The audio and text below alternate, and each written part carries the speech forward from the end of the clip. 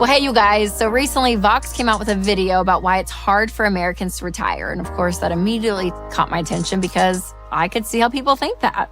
But as a financial expert, I talk to people every single day. Again, they're struggling to make ends meet in the present day, let alone think about retirement. But also what I see is when it comes to people and their decisions with money, this is why it's so important to be wise with our money. Now, we all know that investing is one of the most powerful wealth-building habits that you can have, but sometimes it doesn't always come easy. So today I want to talk through 3 reasons why it is tough for Americans to retire according to this video. And I want to offer some solutions if you're someone who's trying to find margin to invest for retirement. And trust me, there's always hope, okay? Even though it's tough, it's not impossible. So stick around to the end because I'm going to reveal my number 1 investing tip and you don't want to miss it. Well, the first reason this video gives why it's so hard for Americans to retire right now is all about unequal access opportunities to investing. So they talk about the history of the 401k plan and the current Roth IRA system, and they argue that it's unfair for such a large portion of U.S. workers to not have a company match option through their employer. Countries like New Zealand and Australia, Germany, Canada, and the United Kingdom have automatic enrollment for all citizens. Currently, U.S. employees only have that option if their employer offers that benefit. So that can be a bummer for sure, but I'd also say all of those economic systems are very different than the U.S. And so there is an idea that, there's going to be external circumstances that you can't change. Again, government policy and investment opportunities from other countries. So unless you want to move to one of those countries, this is the option that we have. So yeah, you can actually choose where you work based on their benefits. So that could be something you look into. But again, the way our system is set up, the way the economy is structured is just very different. So what does the retirement opportunities look like here in the U.S. when it comes to investing? Well, a Roth IRA is a great option. You can also open up a mutual fund or an index fund like a Vanguard account. Your money can grow in these accounts just like a 401k when it comes to retirement options. But again, you may not get the same tax benefits depending on what's going on here. So again, your Roth IRA is a great option because it grows tax-free versus a traditional IRA. But if your company has a 401k and a match, go up to the match first and then go and fund your Roth. And then if you're looking for other ways to invest beyond that, if you've maxed out your retirement, then yes, things like just a good standard growth stock mutual fund, index fund, a Vanguard account, all of those are options. But remember, the taxes on those are going to be different than retirement. Now, the second reason people are struggling to retire is personal responsibility. So a lot of people seem to be dragging their feet when it comes to the discipline of investing. And I get that too. Investing is one of these disciplines that it can be really hard to start. And again, the earlier you start, the better off you're going to be. And sometimes that's difficult for people depending on where they are financially. And it's also difficult to maintain consistency. So again, when you're to the point that you're ready to invest, you need to just do it. And remember, when you're putting money into these accounts, then you actually have to use that money that's in the accounts to go and invest. That's why I always recommend sitting down with an investment professional. This is something that's really important when it comes to investing. But again, don't get all in your head, you guys. It can be so easy to do that and you just are like, oh my gosh, and you don't do anything. So when you're to the point where you're debt-free, you have a fully funded emergency fund, jump in there and start investing. And if you need to find margin, make sure you have a budget that you're working with because that is one of the best ways to find money to pay off debt and to get an emergency fund so you can get to that investment part. And again, the earlier you start, the better off you're going to be because of compound interest. So get out of debt as fast as possible. Get your savings and emergency fund as quick as possible. That way you're able to put 15% of your income into retirement. And then from there, you can put some money away for kids' college, pay off your house early. And then at that point, especially when your mortgage is paid off, oh my gosh, then you're able to max out a lot when it comes to retirement, which is really exciting, but you have to have a plan. So that personal responsibility part of this, you guys, is really, really key. You have to believe that you can and actually walk out the plan. So before we talk about the third reason, I want to tell you about a faith-based alternative to health insurance that can make healthcare more affordable. And that is Christian Healthcare Ministries. CHM allows members to share each other's healthcare costs, and it's as easy as 1, 2, 3. Step 1, choose your healthcare provider that you want. Step 2, submit your eligible bills. And step 3, get reimbursed. CHM members that take care of your eligible medical bills. And with no networks and the freedom to choose your healthcare provider, CHM is the best option for Christians who want to take care of their families and help other believers. So find out more at chministries.org/budget. Now, the third reason that people are struggling to retire is leakage, aka dipping into retirement savings early. You guys, do not do this. This is why we say to get an emergency fund first before you invest. Because listen, it is tempting, I get, to say, oh my gosh, I have all this money and I could take all this money and be able to use it how I need to right now in the moment. But here's the deal. When you have money that you can get to quickly, an emergency fund, then there's this idea that, okay, you kind of reevaluate maybe what the emergency is. You kind of think of options. There's something about having cash on hand that gives you more options. But when things are locked up in retirement and you feel like that's the only thing I can do, people make really, really bad decisions with this, okay? So when you take money out early, not only can you be taxed on it, but depending on the investment, you're gonna have fees. There's gonna be an early withdrawal. I mean, like all of it. So it gets really, really complicated and bad for you because this is money that could be growing, which I think is so, so key. And again, retirement investing is one of these things that you wanna do that you put your money in and you leave it. And you leave it and you just let it grow, okay? That is what is so, so key. And it's gonna be less tangible to get to versus the emergency fund, which is fine. But when you leave your money in there and let it grow over time and it goes up and down with the market, you're going to earn a lot more. Compound interest is your friend. And you have so much potential for financial growth when your money's sitting in those accounts versus if you take it out and use it and spend it. And a lot of people argue that if you withdraw from your principal funds, it's not as bad because you're not going to have this big penalty and fees with it. But still, you guys, you're taking out the vehicle of what's going to build you wealth. Okay, so you have to think about, hey, mathematically, what am I doing to this? So trust me on this one. All right, now for my number one investing tip, this is something my husband Winston and I have been doing for years, and it is so helpful, and that is to work with a professional. Sitting down with somebody that knows that world, you guys, because within your retirement accounts, they're going to be in different mutual funds and there's all these options on what you can do. I mean, there's a lot there. And to have somebody that's in this industry and knows this stuff in and out that's going to help you grow your money, do that. Now, can you do it on your own just through index funds and Vanguard? Yeah, you can, totally. But looking at your overall financial picture and looking long-term, having somebody that you sit down with, even just once a year is so, so key. So to get connected with a pro, just click the link in the description below and do that, you guys. It's one of the smartest things you can do with your money long-term. Get a pro in your corner. And along with that tip, I would say the best way to find margin when it comes to investing too, it's a budget. And we talk about this a lot, but seriously, tell your money what to do. And when you have a plan, you're gonna feel like you got a raise. You're actually gonna be able to do the things you wanna do. If you say, yeah, we're at a place we wanna invest and we want to invest, well, you put it down and you make a plan to do it. I use EveryDollar, our budgeting app, and it's fantastic. So I'll leave a link on that below as well. So make sure to check that out. And if you haven't seen my episode on the 7 investing mistakes that you want to avoid, you have to check that out next. All right, you guys, good luck investing. And remember to take control of your money and create a life you love.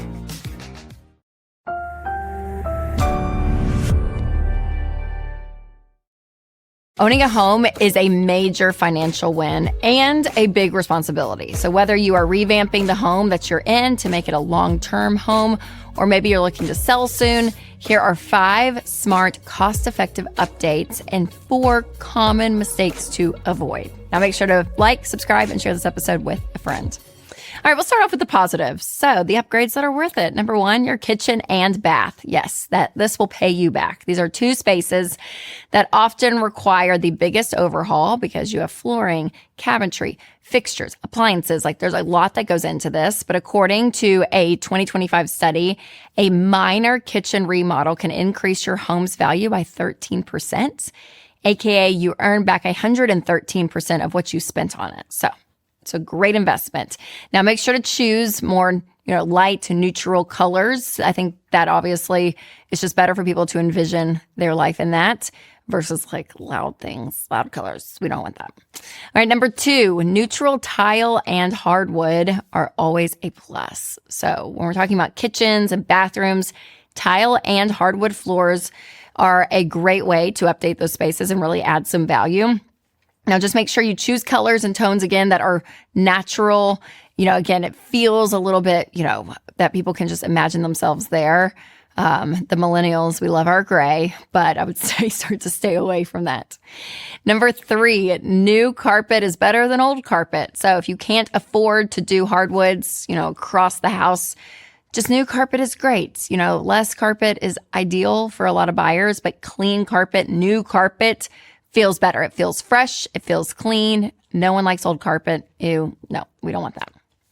Number 4, a new garage door goes a long way. So did you know that replacing your garage door actually has a huge ROI? According to that same cost value report, that project would recoup 268% of what you've spent on it, which on average is about $4,600. So an additional $12,500 in resale value. Isn't that funny that garage doors, but that's a thing. If they look nice, people like it. It just ups the house. It ups the curb appeal. Speaking of curb appeal, number 5, landscaping. Man, that will get you some sweat equity for sure. So if you don't have margins for really big expensive updates, honestly, just going and pulling weeds and scrubbing your windows and putting a fresh coat of paint on your shutters and your mailbox, all of that goes a really long way. And it doesn't have to cost a ton because it's just manual labor. But man, it can make a house. You can transform a house even just by the landscape. All right, before I share the 4 updates that you should avoid at all costs, I do want to tell you about one of our sponsors that I love, and that is Minnow. So teaching your kids that Christmas means more than just the gifts, it can be a little complicated. And that's why I'm so excited to tell you about Minnow's Laugh and Grow Bible for Kids Christmas Special, bringing the true meaning of Christmas to life for your kids. And Minnow has a ton of Christian shows that your kids are going to love, plus a lot of fun Christmas content. And my favorite part is, as a parent, I don't have to worry about what they're watching because Minnow is ad-free and full of biblical truth. So start your free 7-day trial today at gominnow.com and use promo code Rachel for an additional $10 off an annual plan. That's gominnow.com, code Rachel. And if you haven't made Delete Me part of your life, it is time, because the holiday promos can be great, but with every newsletter sign up and coupon code, you are giving your data away.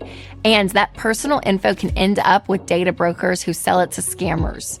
So I recommend Delete Me, because Delete Me's privacy team digs through hundreds of those data broker sites and removes your data and keeps it gone. And right now you can get 20% off at joindeleteme.com/Rachel with code Rachel at checkout. That's joindeleteme.com/Rachel, code Rachel. All right, some mistakes to avoid. Number 1, customizing your home, meaning unique wall paintings or murals, really bold paint colors, custom tile, it's really intricate, giant funky light fixtures, all of this. If it's wow, big and loud because that's your personality, that's great. And if that's the house you want to live in, you make it your house. 100%. But when you go to sell it, potential buyers may struggle. If you're going to sell, maybe tone down some of that if you can, because it's going to be helpful. Number 2, don't lose a bedroom. So say you have 2 small bedrooms and you want to make it one large one, you can knock down that wall and that may be what you want to do, but that's not going to help your overall value, because more bedrooms in the listing, the more it's worth. Which brings me to number 3. Keep multiple bathroom types. So if you have one bathroom and it's just a shower, that's great. But if you have another bathroom with a tub and a shower, keep that. Because if you have multiple, kids and you're going to buy a home, you want to see, okay, what are some other areas? What room will the kids use and all of this? So when you have multiple options, especially with bathrooms, that's great. So that investment, it's almost like when you're investing your money, diversify, have a lot of different things, and that would be considered the layout of your bathrooms.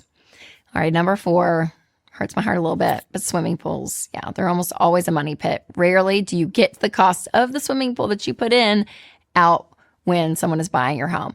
And again, all of these things that we're talking about, if this is your jam and it's what you want, we put in a pool. Do it, because it's going to create a life that you want, and we are all about that. But just remember not to do so much of this that you're putting so much money in that you're not going to get it out. You have to be smart about some of this too.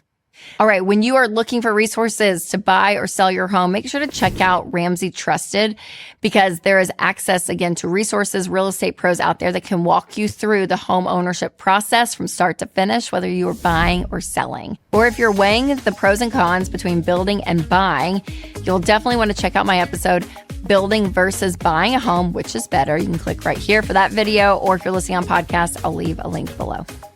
All right, you guys, remember to take control of your money and create a life you love.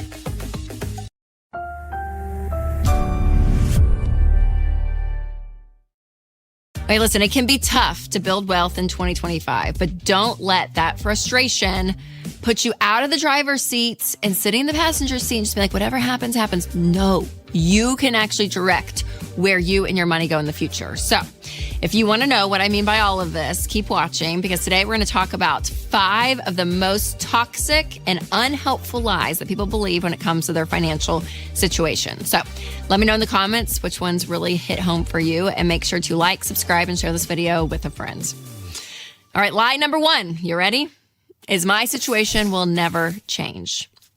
So sometimes if you are in a place in life where there doesn't feel like there's a lot of hope, and it's like, oh my gosh, like maybe it's a dead-end job you feel like you're in.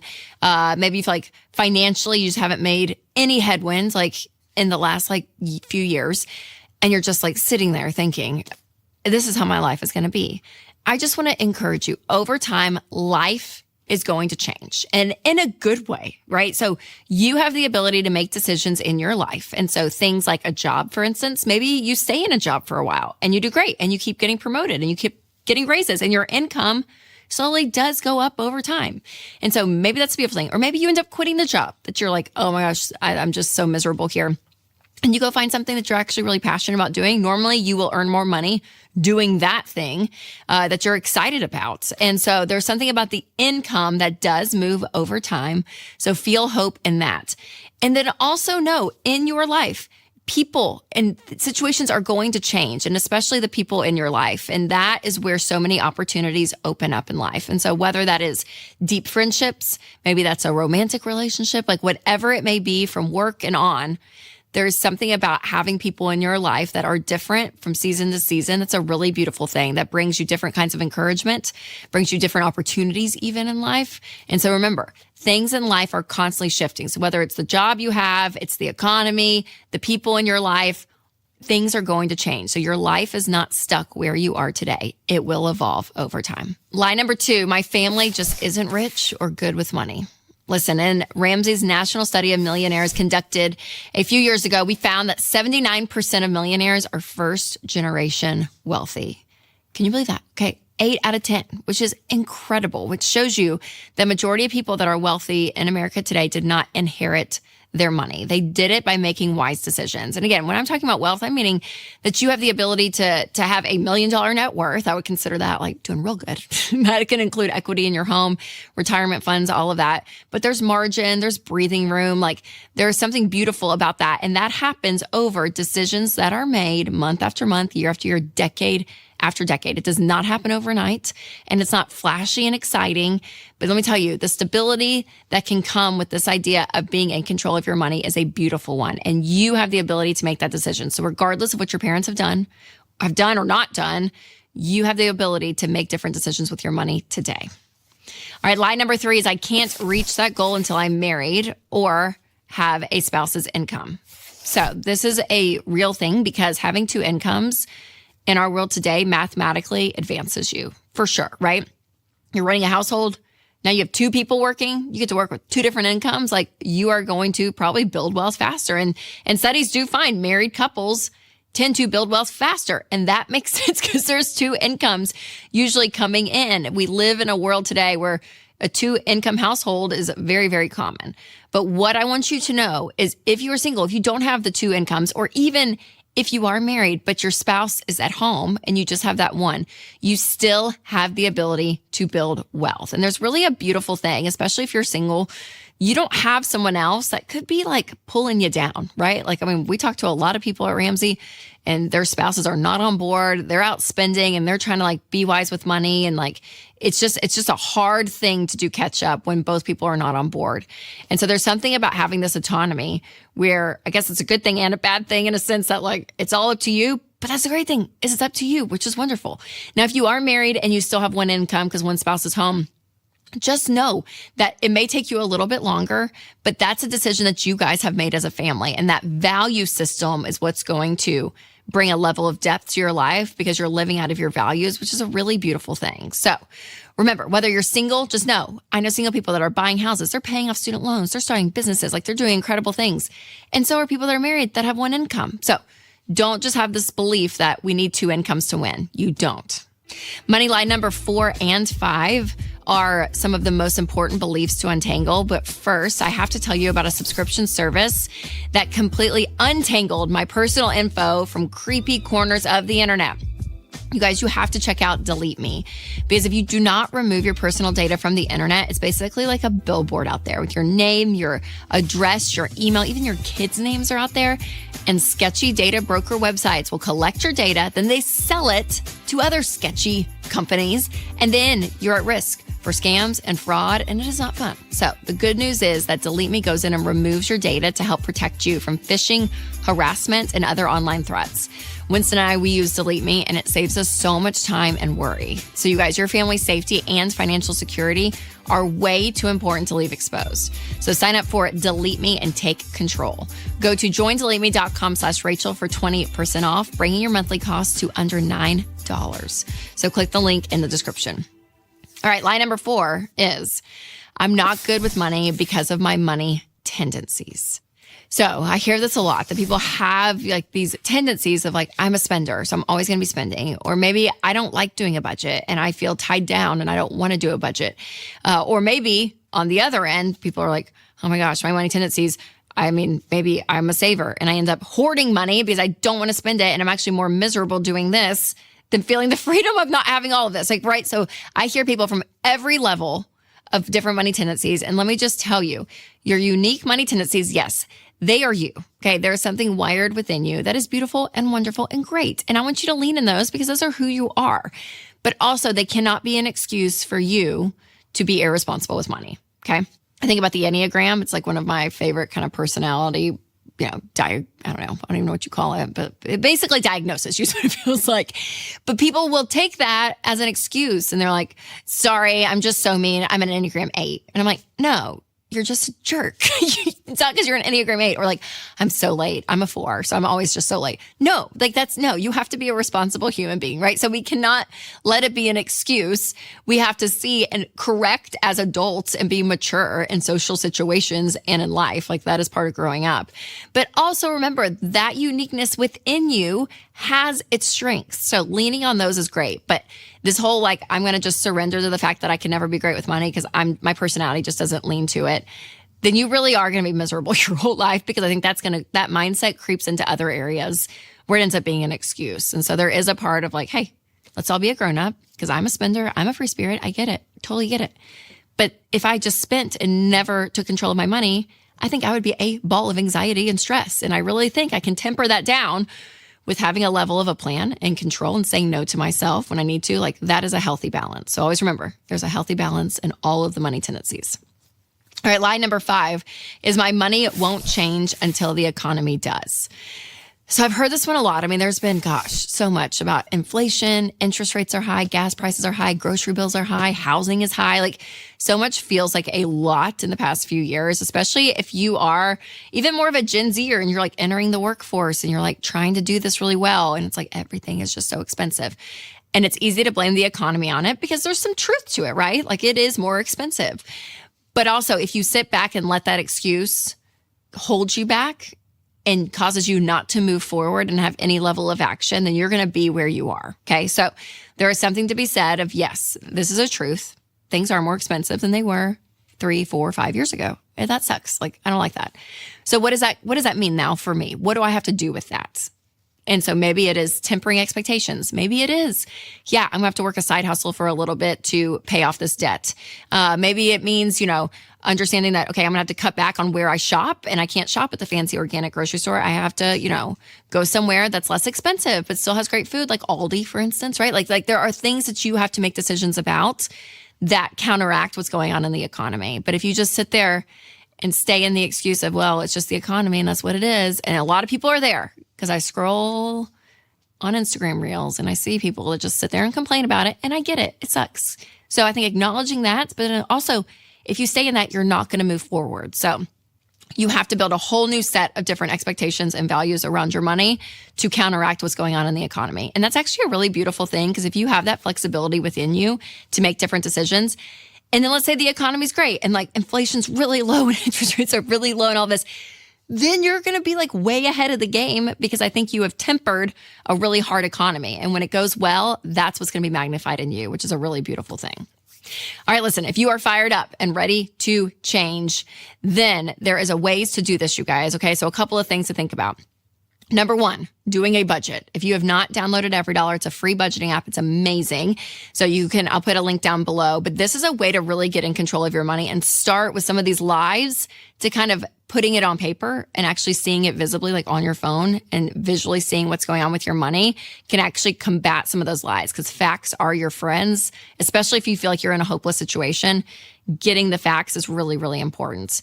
And then also who you are around. Remember, the people around you and surrounding you and the voices that are speaking into your life are really, really important. So always remember that. And also, if you want to make sure that you're doing this the right way, make sure to check out the episode, The Worst Ways to Pay Off Debt, especially if you're paying off debt. Click here and I explain everything about it. Or if you're listening on podcast, I'll put a link below. All right, you guys, remember to take control of your money and create a life you love.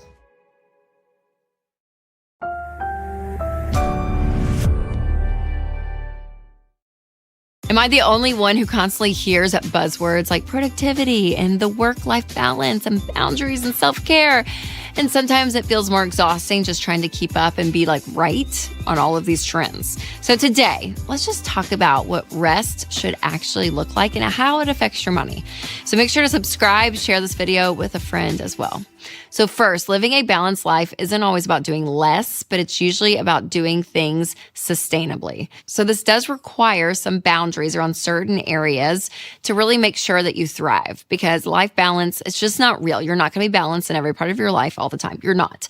There's going to be some areas of your life that you're like struggling in and you're not doing as well. And some you choose to opt out of. Some you choose to like be all in. And like that is life. This perfect balanced life over the course of a 24-hour period or a week-long period or even a month-long is just not realistic. Now, one thing that people don't realize is how much your life can affect your money. So when you think about your schedule, your sleep, your stress level, your work, like all of these things actually encompass how you handle your money. And your money is a tool for your life, and it affects some of these areas. So creating margin in your life and your mental health, it just prevents you from overspending if you're living out of stress and scarcity. If you are just constantly feeling stressed and you're constantly feeling you have to do all of these things, sometimes financially you can suffer because of that. So here are 5 ways to start doing this today. So number 1, be where your feet are. I really do love this saying, because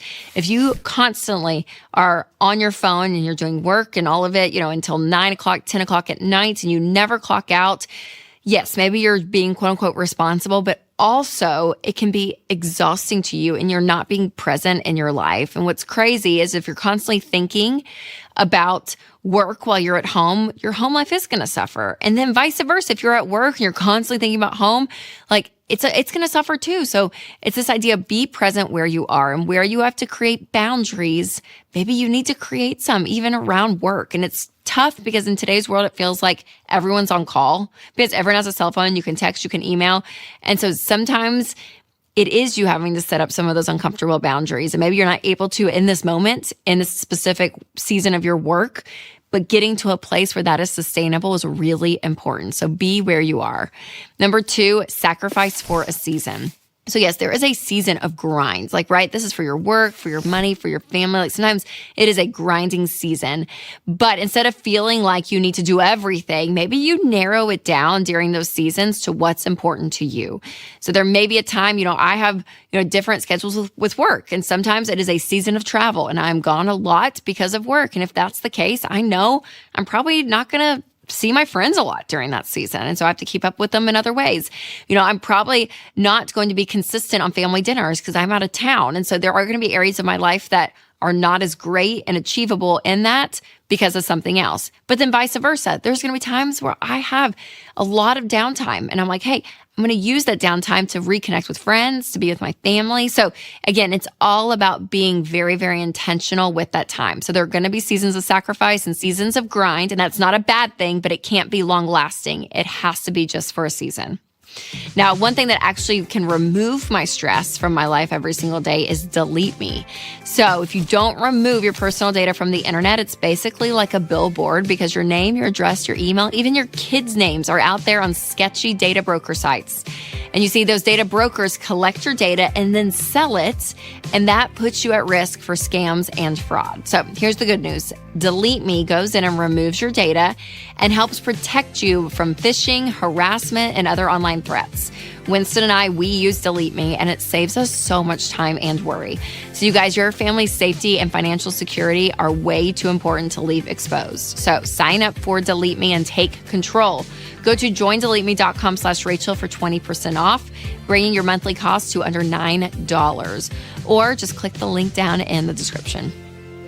All right, number 3, rest as an act of service. So if you are religious or spiritual at all, like taking a Sabbath, taking a day of rest is literally in the 10 Commandments. Like it's a real thing.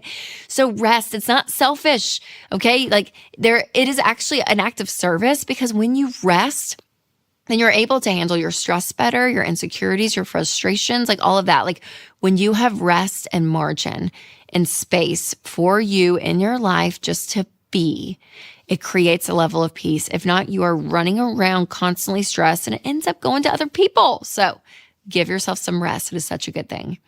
And number 4 is to slow down and replace convenient spending with intentional routines. So when you have no margin, it actually can lead to overspending. And we weren't meant to be like robots who have everything done for us all the time. So maybe you cut some of the convenient spending for a month and put yourself back into everyday routines that actually put you back to be human. Like you were planning meals, you're eating at home. Maybe you're paying for fewer streaming services to just numb you out. Maybe even you take a break from like the gym memberships and fees and you just go on walks. Like what are things that you can do to slow the pace down so you can get back to this life where you are more hands-on? So again, I'm not against convenient spending by any means, but if we literally have no margin to do anything, then that says something about our time. So slowing down it is a gift. And number 5, remember your worth, that your value is not affected by your productivity or your busyness. And I'm going to say this, I think the Eastern world is better at this than the Western world. Like we are in America and it's just like, you don't say no, you keep grinding, you go, bigger, better, all the things.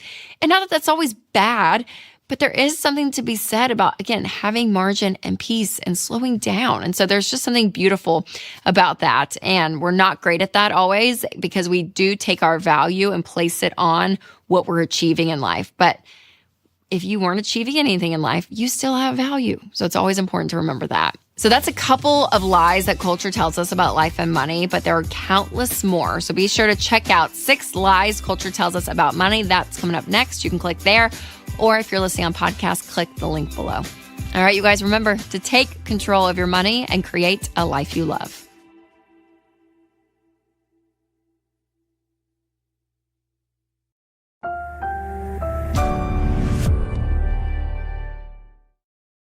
Well, hey, you guys, Merry Christmas. Oh, is it just not the best? I hope that you are having a wonderful time with friends and family. And if you're anything like me, Christmas, specifically Christmas Day. It just brings out all the nostalgia. And since Christmas music has been a part of so many great Christmas memories over the years, I thought I would reminisce on some of my favorite Christmas songs. So today, I thought it'd be fun for me to challenge myself to see if I can guess the right lyrics to a few of the throwback classics. So play along if you want to, and stick around to hear at the very end of all of this my number one tip for being successful on Christmas Day. Now, don't forget to subscribe and share with a friend. All right, before we get to the guessing game, I did want to take a moment and just say thank you. This is getting always towards the end of the year when it's Christmas Day. And, it's been a big year, you guys. And so for those of you that have followed along, have watched the videos, listened to the podcast, always thank you for the support. But more importantly, I hope that the content that we've put out into the world is helping you and your family, because finding peace in your life is something that was really important to me. And specifically with this podcast and this channel, it is finding peace when it comes to your money. So thanks again for always tuning in. I really, really do appreciate it. Okay, so we are going to play this fun game. We are ready for the musical, lyrical game. And my team said, hey, we're going to pick out some classics, maybe a little pop culture, maybe not. We will see, of some Christmas songs. And let me see if I know the lyrics to these famous songs. So let's play the first song.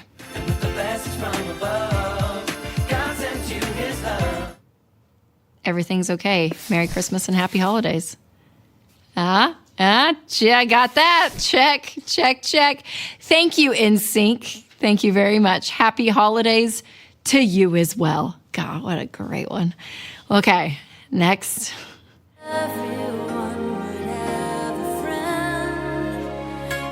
Right would always win. Love would never end. This is my grown-up Christmas list. Thumbs up from the back. Oh my gosh. Amy Grant. Now that is a cassette tape playing in the Ramsey living room. That's where she comes into my life. Sweet Amy Grant. Okay, let's do the next one.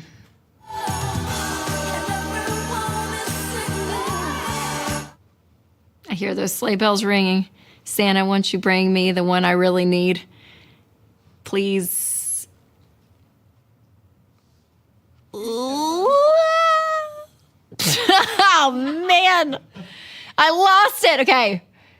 Everyone see, I hear the sleigh bells ringing. Santa, won't you bring me the one I really need? Won't you please bring me my baby to me? Oh, gosh, you know what? I feel like these are one of these songs that you have in life and you kind of just make up the lyrics to some of the words. And I feel like I never knew those were the exact lyrics of that part of this song. Oh, my gosh. Oh, Mariah Carey. All I Want for Christmas Is You. I mean, when she comes out, my girls even know that song. It's so funny to me. Before we keep going on with the songs, I do want to tell you about one of our sponsors, Christian Healthcare Ministries. So just about everything costs more these days. So if you're looking for your healthcare options during open enrollment, check out Christian Healthcare Ministries. CHM is not health insurance. It's a biblically based health cost-sharing ministry that's helped hundreds of thousands of families like yours with healthcare costs without sacrificing freedom. You can join CHM at any time, like now. So learn more at chministries.org/budget. That's chministries.org/budget. All right, next song. This is a fun game. For my mama, please. Something that these shoes are just her size. Will you hurry, sir? Mama doesn't have that much time. It's not funny. You pretty much got Is that it? Let's see. Start one by these shoes for my mom, please. It's Christmas Eve, and these shoes are just her size. Oh, that was very close.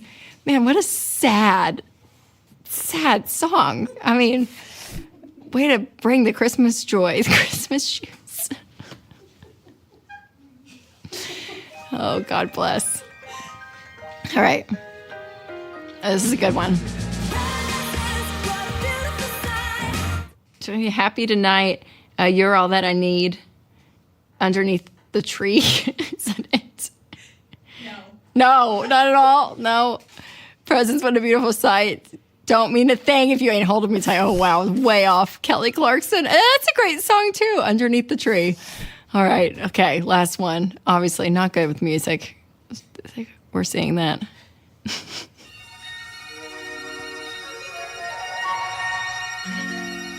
When I'm worried and I can't sleep. I genuinely don't think I've ever heard that song. I don't think I've ever heard of the song. White Christmas. But is it White Christmas? No. It's from the film White Christmas. Okay. We'll put the lyrics. Is this a famous song? Count Your Blessings. Everyone can sing this song? Not the whole thing. I know the beginning. If I played this song, everyone in this room would know the lyrics to this song. What? Oh my gosh. Never have I ever. Okay, I count my blessings instead of sheep. Oh. Wow. Well, there we have it. All right. Obviously, not great at lyrics always, but Christmas music is still, it's still the best. And I will give credit to my team that they picked out every one of those songs. So thank you. Thank you for that, guys.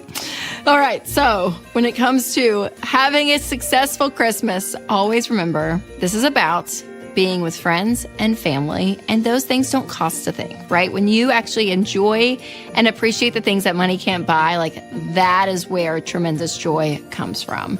And of course, the reason for the season, always the birth of Jesus and the fact that we get to celebrate the beginning of his life on this earth. So I hope you guys have a very Merry Christmas, and I cannot wait to see what next year holds. So always remember to take control of your money and create a life you love.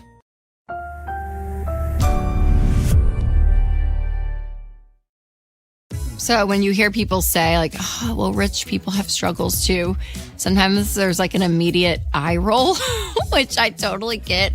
We're like, they're fine. They're fine. But listen, just stick around and hear me out, because today I want to talk about the hidden money challenges that wealthy families face. And some of you might fall into this category without even realizing it. But first, make sure to like, subscribe, and share this video with a friend. All right, a lot of millennials and Gen Xers are raising kids that have more access to financial security than they did growing up. And what can happen is there can be some tricky things within that. So just to clarify, I'm not saying baby step 7ers out there have the same level of like financial hardship as people that are working 3 jobs to get out of debt, right? Like there's a season of sacrifice when you are living paycheck to paycheck and you're trying to get out of debt. You're trying to just build up an emergency fund in general, like all of that. Like that is hard, grinding work for sure. But here's the thing with money, is money continues just to be a tool in our life. But as our life continues to change season after season, there are going to be things in our lives that we bump up against that are a hardship. So whether it is working extra jobs and it's like you're exhausted and tired and miserable. And then some other times, you talk to people and they are building wealth, but their marriages are falling apart, right? So like no one is immune to hardship in life, regardless of how much money you have or how much money you're making. But listen, if you are in the grind phase, I see ya. That is not going to last forever. But again, on the other hand, even if you have margin in your budget, there is something about raising kids in a household where you want them to learn hard work. You want them to learn the grind of life. You don't want them to be entitled. And maybe you've worked your butt off to get to this place where, yeah, you have some financial freedom, but yet you don't want to screw up your kids, right? And so what that looks like with our kids of even having to manufacture sometimes a harder path for them. But what does it look like when they're not seeing the struggle day in and day out? Because regardless of socioeconomic classes, every family has access to more debt, convenient spending, comparison, like all the things in our financial life look so different regardless of where you are financially than it did like 20, 30 years ago. And when you think about the idea that basically anyone can get a credit card today, you have buy now, pay later, you have social media that you're scrolling through and you're seeing people live their lives that you never would have seen 20 or 30 years ago. You got conveniences like grocery delivery. Like our life just looks different financially today in 2025 than it ever has been. So how do you raise then financially resilient kids when money is scarce, and maybe you're like, yeah, I need you to see that this is tough. Or if you are in a season of abundance, how do you do that? Well, there are 5 things that I think are important to teach kids when it comes to money in general. Number 1 is gratitude. The emotion behind money that is so important to grasp as early as you can is gratitude. And I meet 40-year-olds that don't have this emotional capacity. But this is something in life, again, regardless of where you are financially, that's going to be huge. Now, if you have your 4 walls covered, food, shelter, utilities, transportation, the truth is, compared to the entire globe, you are doing incredible. You really are. And so there is this idea of gratitude of where we are. And gratitude does not mean that you're just happy and complacent, right? You can still have goals and strive for things. But this heart of gratitude, of being present, of where you are, is such a model of your character. And so teaching our kids that, to be grateful. And this is even like making them say thank you, right? And understanding where things are coming from. And the fact that not everyone has what you have. Like whatever the verbiage is around your home, but making a point that we are going to be so grateful. And they're watching you, parents, and your gratitude is huge. But I think this is one part of money that is so huge. Now, I have a children's book out about gratitude called I'm Glad for What I Have. So I can put a link down below if you have little ones, because I think this is, again, such an important topic. All right, number 2 is participation. So kids should start contributing to the home at a young age. There is something that happens when your kids have a level of responsibility, and it can be something small, like just keeping their room clean, right? Or as they get older, it's like, yes, we're going to unload the dishwasher, or you're going to help fold laundry. Like you're going to do things around the home that take a level of sacrifice. But when they complete tasks around the home, there is a level of confidence that actually gets put into your kids, because they're not just, sitting there not contributing anything, where to a degree that can create some level of emotional laziness, but to know like they can be effective, like they can do things. And what's great about chores is they get to see something that is not completed and then completed. And then as we're talking about money, like paying them on some of this stuff and letting them participate and understand where money comes from. But having responsibility around the home is so, so important. Now, before I share my hot take on the word no, I do want to tell you something that is an absolute yes, and that is one of our sponsors, Christian Healthcare Ministries. So when you lose your employer-sponsored health insurance, there may be a better option than COBRA. So consider Christian Healthcare Ministries. CHM is an affordable, biblically based alternative to health insurance that could be a third of the price of COBRA. Yes, CHM programs start as low as $98 a month, and CHM has helped hundreds of thousands of families take care of over $11 billion in medical bills since 1981. And CHM members are also supported spiritually with prayer when they have a medical event. So try getting that with COBRA, because you're not. So whether you're going through a job loss or a life change, or maybe you just want to consider other options to save on healthcare costs, check out CHM. So learn more at chministries.org/budget. That's chministries.org/budget. All right, number 3 for our kids is to hear the word no. Now, you don't have to be extremely wealthy to be able to give your kids what they want, because sometimes it's like a $3.99 thing on Amazon that you're like, yeah, sure, we'll just do that, right? Like you can find ways to just kind of like medicate their want in the moment. It's like, here, just take it, whatever. And when that starts to become the rhythm and the pattern, which again is easier in the present, just to be like, here, we'll just fix it, like get you what you want so you're not throwing a fit and we have to go through this whole parenting cycle of like learning all this stuff. Like sometimes you just don't have the energy for it. And so it's easier just to give in. But when you have the ability to say no and to stand your ground, get the repercussions of maybe like the tantrum or whatever the thing is, it is so key, because our kids have to learn boundaries. The idea that money is just limitless is not an option, because when that happens, when that's their mindset, then they're going to go into adulthood. And when they actually bump up against a financial boundary, debt is right there to be like, oh yeah, you can get what you want when you want it. And you don't have to tell yourself no. So learning no and seeing that level of discipline from you as a parent, and also you displaying that to them as a kid, is so key when it comes to money. Those limits and those boundaries are so, so important. Number 4 is patience. So patience is also something. Delayed gratification is something we are terrible at in today's world. Like, again, instant gratification is everywhere. We can get what we want when we want it. Even information or buying anything. Like you can just open your phone, do what you need to do, get the fact that you need from Google or ChatGPT or look up the weather. Like you can do whatever you want within 5 seconds because of our phones. And what that has created is that same level of instant gratification when it comes to purchasing and buying things.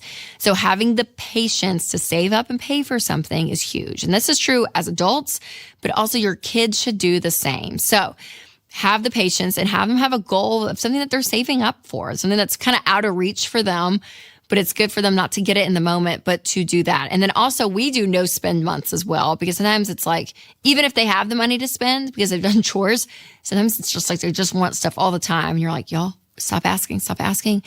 So sometimes we just do a hard stop, no spend month. And for a few days, they kind of complain, like, well, this, that.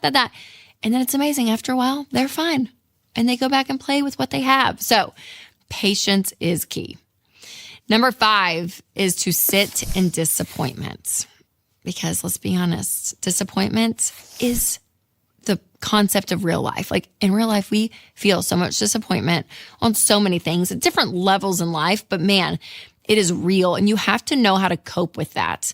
And I've heard recently, I was reading a parenting book and they were talking about how there used to be helicopter parents, right? Where they would just hover and like take over and control everything. And now they're considering parenting. A lot of parents are snowplow parents, meaning they go through and pave the way so there's no bumps, there's no grooves, there's no like, oh gosh, am I going to fall down? No, it's like this perfect slope for your kids to go down with no issues and everything's fine. And they fix everything. So there's no roadblocks. Everything is done for them. And you have to know, like, guys, listen, there are going to be bumps in the road. And when that happens, that creates resilience. And yes, there's going to be disappointment in life. And as a parent with little ones, like, I will sit with you in that, right? Like we will talk about that. I will be here for you in that. But you have to experience disappointment because that is a part of life. So again, parenting is big, you guys, but regardless of whether you are parenting when you have the means to just fix things with money, or maybe you still are struggling, but you're exhausted. You're like, I just will throw money at the situation just to like get through the day. Like these things are so important for our kids and no one's perfect. We're not consistent on all of these all the time. Like you're not going to be. It's okay. There's a lot of grace in this, but the overall spirit and environment of the home as we're raising our kids is so key because money is something they need to learn from a tactical standpoint, but also an emotional standpoint. It's something that can be overlooked. Now, something else that can be overlooked when it comes to money is what everyone gets wrong about generational wealth. So that episode is coming up next. You can click here, or if you're listening on podcast, click the link below.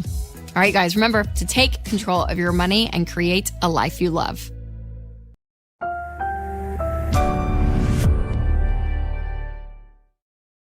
So my husband, Winston, and I, we've been married for 15 years, and it feels like a solid chunk of time. But in the grand scheme of things, you know, we are still green, still learning about marriage every single day. And so today, I'm going to talk about 3 pieces of advice that we were given when it comes to money and marriage that really has helped us. So be sure to like, subscribe, and share this episode with a friend. And just so you guys know, I'm always like a little hesitant to give like parenting advice and marriage advice because I think you can change a lot and your opinions can change. And we do not have all the answers. So I always like kind of hesitate. But this was advice that was given to us, which honestly has helped us so much when we're looking at our money, but also other areas of our life. So the first piece of advice was the triangle theory. So this is where when a problem comes up, it's you and your spouse versus the problem. So it's kind of like, looks like a triangle, right? So you and your spouse are at the bottom and the problem is out there because it is so easy to make your spouse the enemy. We're like, why are you doing that? Why did you do that? But what's the actual problem that we're looking at? And so working together to identify the issue and to look out and be like, okay, that's the issue. So what do we do about that? And there is something really uniting about it. It takes some tries to get down to this theory for sure. Winston and I are not perfect at it, but it does help because there is something about looking at an actual problem to help find the solution to that problem versus looking at your spouse and being like, you have to fix this and fix that. Or they're looking at you and being like, fix this, fix that. And whenever, I've learned this from Dr. John Deloney, you enter into conflict and you're saying, well, you, it never really goes right. It doesn't, because the other person gets really defensive. And so it's always about coming back to you. But looking at the problem together out there has helped so much. So the triangle theory, as an example, it's like, okay, well, one of you is like, okay, I'm going to come home from work at this time, but it never happens, right? And you're like, oh my gosh, you say that you're going to come home at this time, but you're not. And it's always later. Like, can you just give me a heads up? So looking at that as time management is the problem. So what is going on that's causing either the communication not to happen or something at work that continues to come up, or you're just not planning well, right? But making that the problem. Or if maybe, the wife is overspending in a certain area, it's not like, oh my gosh, you're so irresponsible. It's you. No, let's look at overspending as the problem. Why is it the problem? Is it because maybe, the budget that was set, the number that was set in that category is not realistic? Maybe that's the problem. Or maybe it is like, oh yeah, I do just like to spend money, and sometimes I get out of control and I don't spend what we said we were going to. And so I need to be thinking through why I do that, right? So it's all of that. But the triangle theory, I love. Number 2 is to ask yourself what needs fixing within you. So this takes a lot of humility on this end. But sometimes we can look at the other party with a lot of, judgment and resentment, and maybe some mistrust. But you have to realize, okay, all of that can be very true, very honest. But then also, what is going on inside of you? Like, what are things about you? Because sometimes one spouse can take all the brunt of something, and there is something to say about, okay, is there anything within me that needs healing? And I can say, yes, we all do. We all do. And so there's something about that that's really uniting within couples. But again, it does take a lot of humility. But when it comes to differences in money, I see this a lot, where like if you're more of the nerd and you like things organized and all of this, you can look at the free spirit and you're like, oh my gosh, they're so irresponsible. What are they doing?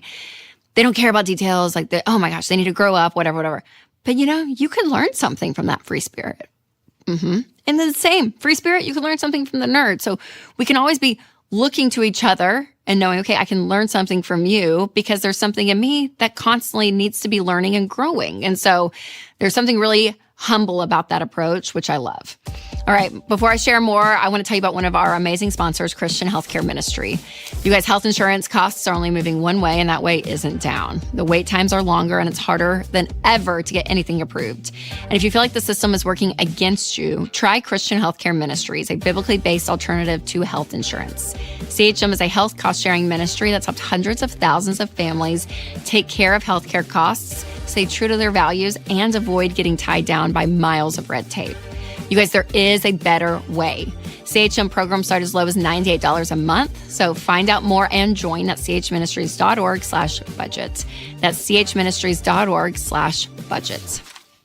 And the third thing that someone told us, and it was so true and so real, was be radically honest and transparent. Dr. John Deloney talks about how secrets will destroy relationships. And you can start to hold a grudge sometimes over something that maybe you just don't want to say, or maybe you're thinking something, you have a fear, but you don't want to say it out loud. The more honest you can be with your spouse and the more open you are, yeah, there's a risk there because you could either be rejected in that, or they may not be able to like fulfill the thing that you're like, oh my gosh, I have this fear. Can you help me fix that? And if they can't, then what does that mean? Like, I don't know. There can be some back and forth there. There's a level of emotional risk.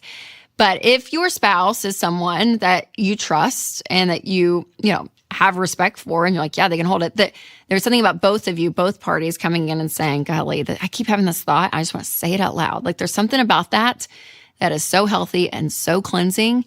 And sometimes you want to bring a third party in even, right? I love marriage counseling or therapy. I think it's fantastic. But the more honest and intimate you can be emotionally with what's going on with you, the deeper connected you and your spouse are going to be. And it can take practice if you're a pretty guarded person. That may not come natural to you. But there's something in that that's really beautiful. And there were older couples that told us that consistently. And then I feel like when we really that clicked and that happened, like something changes. And it's really, really beautiful. Now, I always have the caveat when we're talking about money and marriage or just marriage in general, that yeah, if something like really dysfunctional is going on, then bring in a third party. I mean, honestly, there is something about that these tips can only take you so far. If there's like really deep, painful work that needs to be done, do that, okay?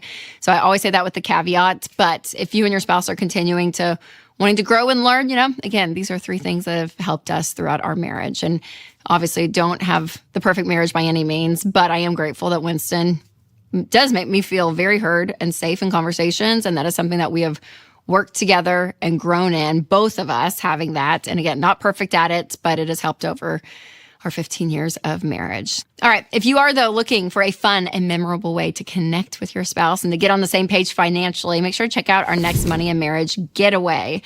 It is a great weekend where Dr. John Deloney and I dive deep into the subject of money and marriage, both of these, because together it can be very, very complicated. We kind of scratched the surface just with this video, but it is a weekend away here in Nashville at Ramsey Solutions. And it is so fun, you guys. Like, I always use that word because it is. Like, there is some heavy stuff and we get into some really serious subjects.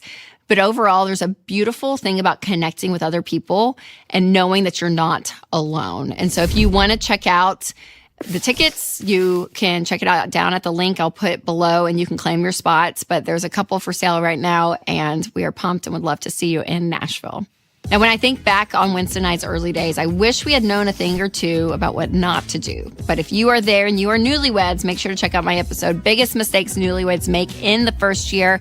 You can click right here, or if you're listening on podcast, click the link below. All right, you guys, remember to take control of your money and create a life you love.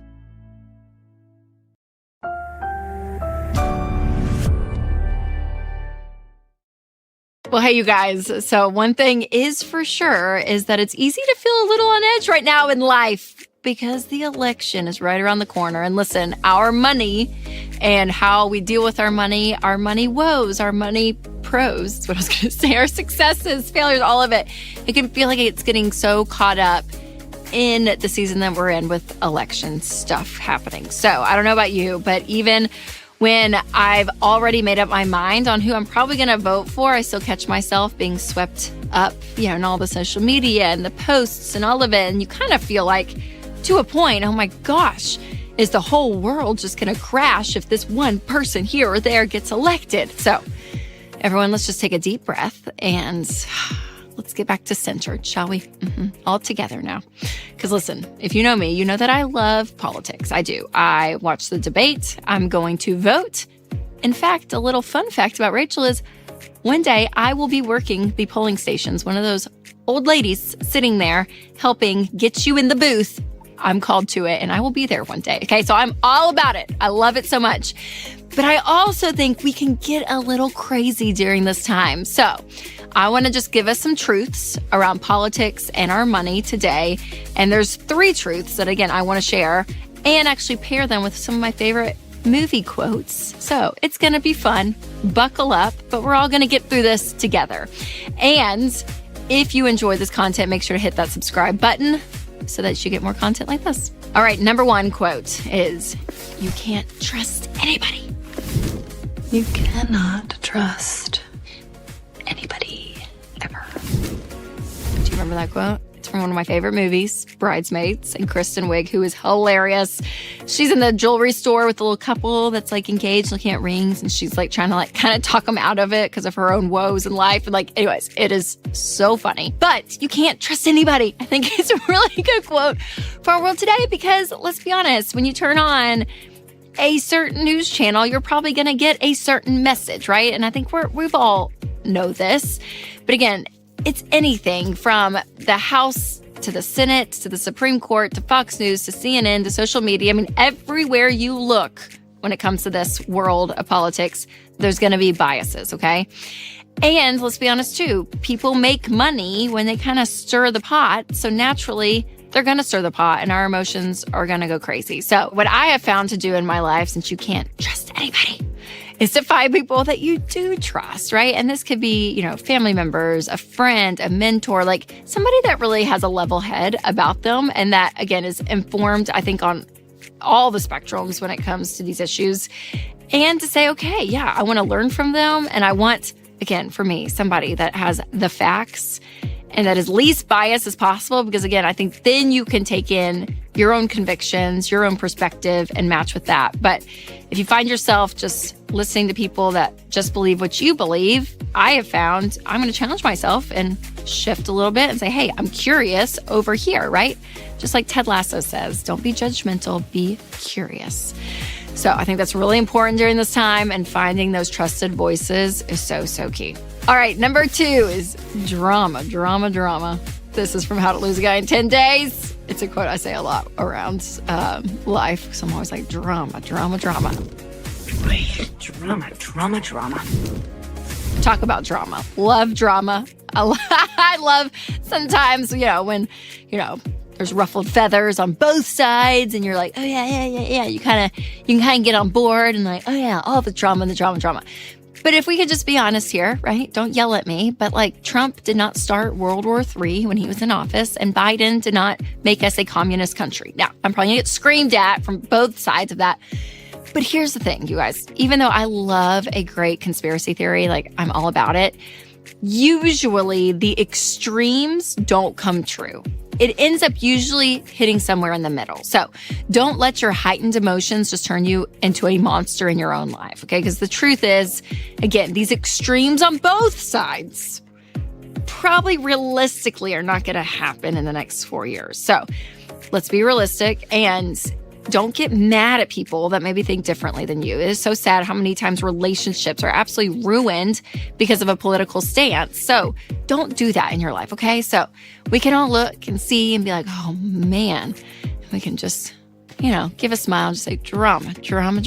But I think we're all going to be okay. I really do. So don't get too cray-cray and lose relationships over this stuff, okay? All right, before I share my third movie quote, I want to tell you about one of our sponsors, Christian Healthcare Ministries. So when you go against what society thinks is, quote, normal, like avoiding debt, for example, it might seem weird at first, and that is totally okay. So we want you to be weird if that means that you're doing things intentionally, including how you spend your healthcare dollars.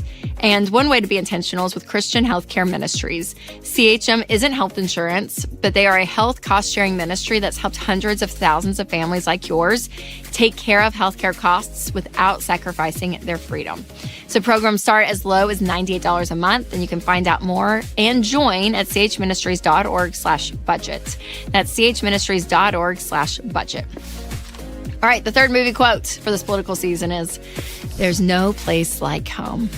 Thank you, Dorothy and the Wizard of Oz. There's no place like home. There's no place like home. I really do believe what happens in your house is way more important and more significant to your life than who is in the White House. So yes, inflation is real. Yes, political leaders have lost their marbles, to an extent, right? Yes, taxes can change year to year and term to term. But overall, what is happening in your house, specifically when it comes to your money, it comes back on you and your money habits, how you view money, how you're dealing with your money. So in the long run, in the next, 5, 10, 15, 20 years, what you do with your paycheck is going to have a lot more of an effect on your life than the president that is sitting in the White House. My dad always says this, and I think it's true. He's like, Rachel, listen, I did dumb things with money under Clinton, and I did smart things with money under Clinton. I did smart things under Bush, and I did dumb things under Bush. Like, I did smart things under Obama, dumb things under Obama. I mean, put any president in there. And what we choose to do with our money, again, day in and day out, is not going to so much be affected by who's sitting in Washington, D.C., but it's more about what you're doing. So, listen. Yes, hardship and privilege are real, but you always have to remember that you have more control over your money than you think you do. And the moment you start delegating that control and that power back to people sitting in Washington, D.C., the least progress you're going to see. Like, there is something powerful about saying, yes, some of these things are happening and they could affect me, right, to a degree. But the bulk of the outcome of my life has to do with me. And I think that is so, so key, you guys. So again, getting yourself out of debt and getting margin back in your budget, which again, I know it takes sacrifice and on average 18 to 24 months of work, a lot of hard work. But man, that's where you're going to see a difference. You're going to feel peace when you save up money and have an emergency fund in the bank. When you're planning ahead and looking and saying, hey, everything from retirement to doing an every dollar budget for this month, like whatever it is that you're doing, you are taking control of your money. And that is so, so important to your life. So I'm just curious to know what helps you guys, though, stay sane and in control during hectic seasons like this. So if you have a comment or even a great movie quote, drop that down below because again, it is very important. I don't want to shy away because I think it is a privilege that we are able in this country to go and vote for the leadership of the country that we believe in and all of it. So I do take it seriously. I love it. I think it's great. But I also want us to just take a deep breath and realize, honestly, what is going to change in my life and what are things that I can do, what I can control and focus and put my energy towards those. And if you haven't yet caught my episode on how you financially compare to the average American, make sure to click that next. Or if you are on podcasts, listening on podcasts, click the link below. And make sure to share this episode with a friend who may, need a great refresh on their mindset when it comes to our world today. All right, you guys, remember to take control of your money and create a life you love.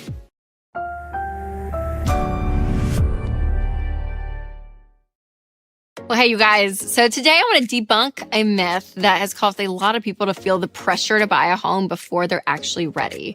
The biggest myth that I continue to hear is that renting is a waste of money. And maybe you've heard this before or even believed it yourself. But listen, it is not always true, okay? And I know it can feel like you're throwing your money out the window when it comes to rent, but again, you are not wasting money always, okay? Renting can actually be a really wise decision that you make in your season of life. Now, there are pros and cons to renting and buying, but today you're gonna learn the 5 situations when renting is better off for you than actually buying a home. Before we dive in though, make sure to like and subscribe to this channel to get all the latest content when it comes to your life and your money. All right, the first situation when renting is totally okay is if you are moving to a new city.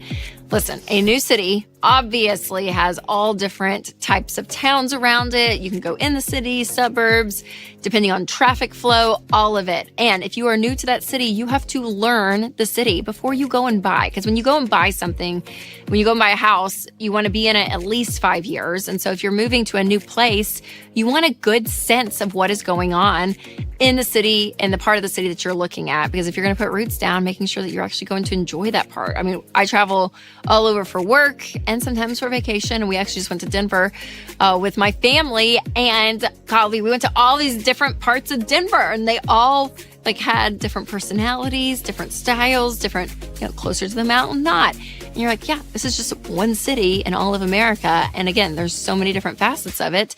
So if I was ever to move there, I'm like, I would want to live somewhere and not be, tied down for 5 years to make sure that this is the place I actually want to be. So again, if you're moving to a new city, that is a reason to rent. Another reason to rent is if you have a big life change happening. So if you are getting married, if you're going through a divorce, if you're fresh out of college or grad school, anything like that, just rent for a year. When it comes to big life change, if you have not bought a home yet, it is still really wise just to pump the brakes a little bit on that big investment and just say, hey, I'm going to get through this big change first and foremost, not let my emotions of whether it's sadness or excitement or whatever it may be, drive a financial purchase, which again, sometimes our emotions can do that. So making sure that you are on top of it, knowing, hey, I am out of this crazy season and I'm to a point that I actually want to plant roots down and it's going to be okay. So just rent if you have a big life change coming up. It's really, really wise. All right. So those 2 reasons were kind of more life related of why you would rent. But coming up, we're going to talk about the financial reasons on why you should rent. So if you still have debt and you are paying it off,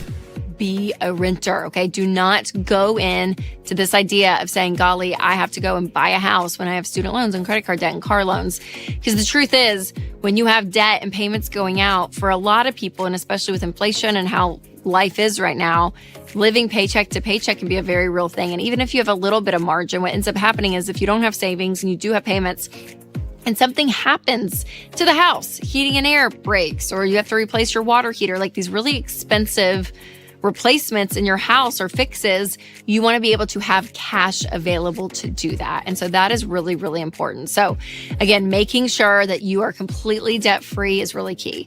Now, the 4th reason why you should keep renting is if you don't have an emergency fund saved. Because like we talked about, home ownership is so expensive, you guys. And if you're having to replace expensive things in the home, you need money to do that, or it's going to cause a lot of stress. And when you're renting, the landlord covers basically everything, which is amazing. But making sure you have an emergency fund is really, really important when you are a homeowner. Because when you own a home, again, $10,000 could happen for sure, to do one of these big expenses that we were talking about. So having an emergency fund is really key. So again, being out of debt and having an emergency fund are reasons to go and buy. But if you don't have those, renting is still a good option. Now, the thing about emergencies is that they can strike up anytime. Again, your car breaks, your house gets damaged by a storm, or even your personal information gets into the wrong hands on the internet. But listen, that is why I recommend and I use Delete Me, because it gives me so much peace of mind. Delete Me finds and removes your personal info like your home address, phone number, and more from hundreds of data broker websites, helping protect you from spammers, scammers, and online thieves, and potentially saving you a lot of time and money. So you guys have to check it out. Go to joindeleteme.com/Rachel for 20% off. That's joindeleteme.com/Rachel. All right, the last situation that I would encourage you to rent is if you don't have a down payment saved yet. So there are some loans where you don't have to have any money to put down, and those are usually really crappy loans. So if you are a first-time home buyer, I would have 5 to 20% down to be able to put down for your down payment, because again, it is really, really wise, and you're going to be in a better financial situation if you have that money saved and you're working towards that down payment. Now, if you hit that 20%, you'll be able to avoid PMI, which is fantastic.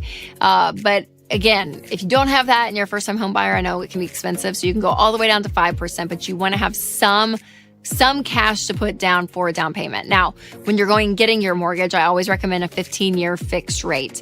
And your housing should be no more than 25% of your take-home pay. And again, that's going to include if you rent as well. That 25% is a really key percentage because it just keeps it balanced when it comes to your mortgage or your housing costs, because you want the rest of your income to be able to do things, for you, like saving up, for retirement or going on vacation with your family, doing other things in it, not just going to a mortgage payment. Because some people are getting house poor, where 50% of their income is going to pay for a house. And it's just really, really difficult to be able to live the rest of your life and have that much of your income going towards your housing. All right, if you fall into any of these categories, you have officially had my blessing for you to rent for the time being, okay? So just say it with me. Renting is okay. Renting is okay. Again, people think like renters go to hell or something. It's just unbelievable. Everyone's like, you're renting. Listen, it can be a really smart decision for you right now, and that's okay. And this even goes again for great deals. Now, I know it's tempting, but the last thing you want to do is to have a home that you can't afford. And remember, you're not renting forever, and it's really important to be wise, because this is probably the largest financial purchase that you're going to make. And if you are buying time renting, just know you're doing it so that your home is a blessing and not a burden. All right, if you know anyone who's thinking about buying a home, make sure to share this episode with them so they can consider their housing options. And if you are looking to save some money, make sure to watch Weird Things People Do to Save Money, including me. That's coming up next. And if you're listening on podcast, make sure to click the link in the description. All right, you guys, remember to take control of your money and create a life you love.